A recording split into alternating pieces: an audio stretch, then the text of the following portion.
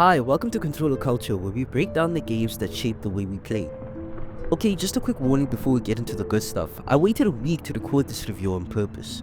The first 48 hours of a game are a blur of adrenaline, rage, and weird optimism. A week gives you time to stop yelling at the screen, actually remember the maps, and see what truly sticks. That means these impressions are from someone who's put meaningful time into Silksong, reloaded a handful of saves, learned a thing or two about the nasty jump puzzles, and rage quit in new and inventive ways. Spoiler warning. I'll talk about difficulty spikes, bosses, tools, crests, and a few unique moments. Nothing that spoils the main story beats or the big reveals, but if you're planning to go in completely blind, consider this your friendly nudge to pause now. The opening area eases you in pretty nicely. Moss Grotto is gentle, it teaches the basics, gives you a moment to breathe, and doesn't throw anything truly obnoxious at you. It's a calm, okay, here's how this flows zone. Good design for letting players learn without panic. Then, almost as if the game whispers, nah, you've had enough comfort, it spikes. Enemies start hitting harder, and some of the early game enemies actually deal double damage compared to what you might expect. Bosses come out swinging with both aggression and creativity. I enjoy the spike. It felt like the game respected my skills and asked for a commitment, but I can absolutely see it frustrating people, especially those coming from more forgiving modern platformers. Map design and exploration. The map is huge, like properly sprawling, but it's not just big for the sake of being big. It's carefully crafted. You can tell where secrets are likely to hide, where fast travel nodes will be useful, and where the game suddenly nudges you towards the next objective. That nudge is important.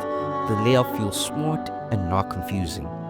So small pro tip, do not enter Hunter's March on your first pass. I say this as someone who thought, I'll just take a peek, and then I immediately regretted that decision. Expect ants, spikes, traps, and lots of ways for the game to steal your joy in the first few hours. It's a proper gauntlet area, great if you love that kind of design, terrible if you try to warm up. Bosses. If you like boss fights, Silksong delivers.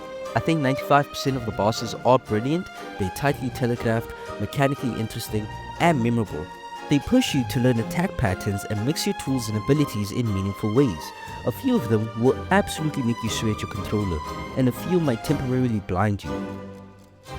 One exception that stuck out to me, the beast fly encounters. These fights feel a little off. I get the goal, keep the game challenging, but some of these encounters combine awkward hitboxes, enemies that feel like they were tuned for a different phase of the game, and small minion spam that turns things from skillful to unfair. When minor enemies are doing near boss levels of damage and flying everywhere, it becomes more about surviving chaos than executing a strategy. Still, the majority of boss encounters are an absolute joy. Secrets and rewards. The secrets in Silksong feel rewarding. Some of them give me a proper laugh just because of the route to get to them was bizarrely tedious for a tiny reward, which honestly fits the Hollow Knight DNA. There's a satisfying loop when you find a secret that dramatically changes how you approach an area or fight. Other times though, you'll go down a rabbit hole for basically nothing but shards, and that can feel a bit anticlimactic. Currency and death penalty. The currency system is a real pain point. Rosaries feel slow to accumulate, and dying on the way back to a boss fight with a pocket full of rosaries is soul-crushing. I'm looking at you, blasted steps. That walk-back tension is intentional, but it leans into frustration more than thrill for me. Shell shards aren't as problematic. I like that tools use a separate resource. It means dying makes tools scarcer, but can increase difficulty organically. It's a neat idea in concept, but when you're already scraping for rosaries, it can feel like the rug got pulled twice. Tools. Tools are one of Silksong's high points. They have clear, interesting use cases and a real sense of identity. They evoke the feeling of the Hollow Knight spells, but fresh, lighter, more varied, and often more tactical.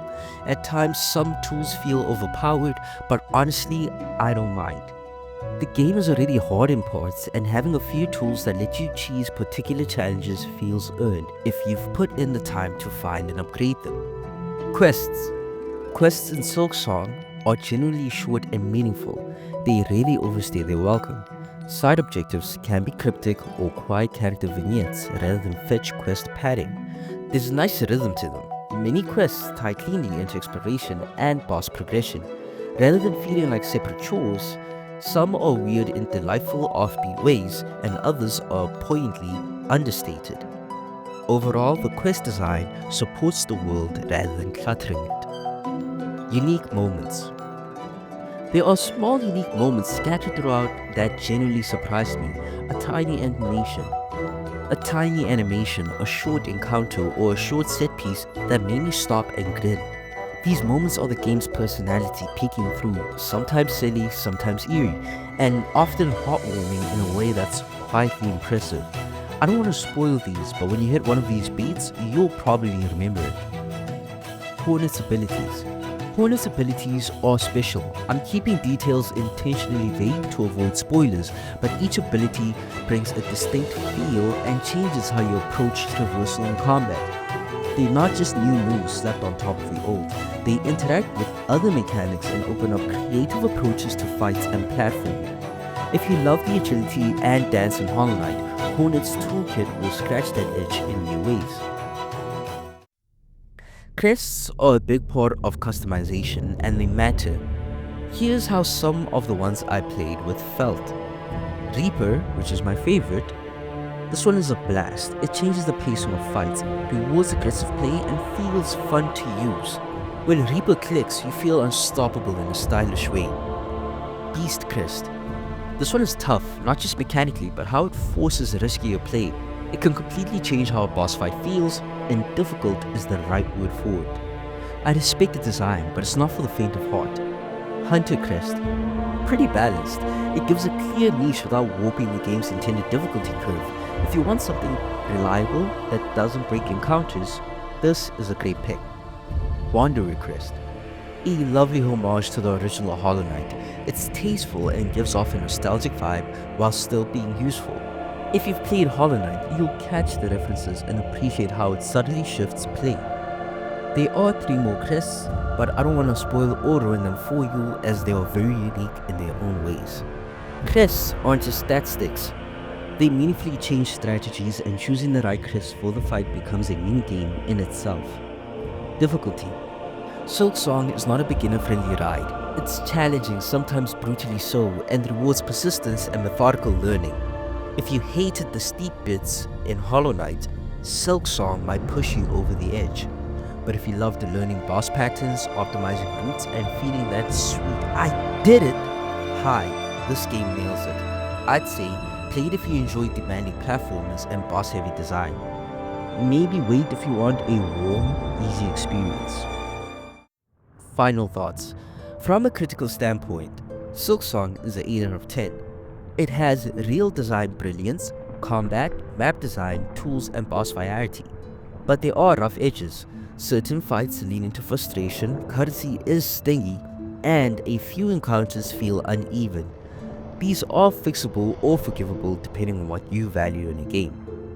From a personal standpoint, the game is a 10 out of 10. The combat, the little moments, and the tactile feel of the tools and bosses made it an experience I keep thinking about. If you love the original Hollow Knight, this feels like a thoughtful evolution. If you didn't, fair warning, this might make you frustrated in the best possible way. My final bit of advice: if you haven't played the first Hollow Knight, Silksong might be an intentionally rough welcome to the style. It assumes some appetite for challenge and patience for exploration. If you love tight platforming, imaginative bosses, and a world that rewards curiosity, this is absolutely worth it. Thanks for watching. If you liked this review, hit like, drop a comment about your favorite boss or your most embarrassing rage quit moments. We've all been there. And subscribe to Controller Culture for more casual, honest looks at the games that shape how we play. See you next time.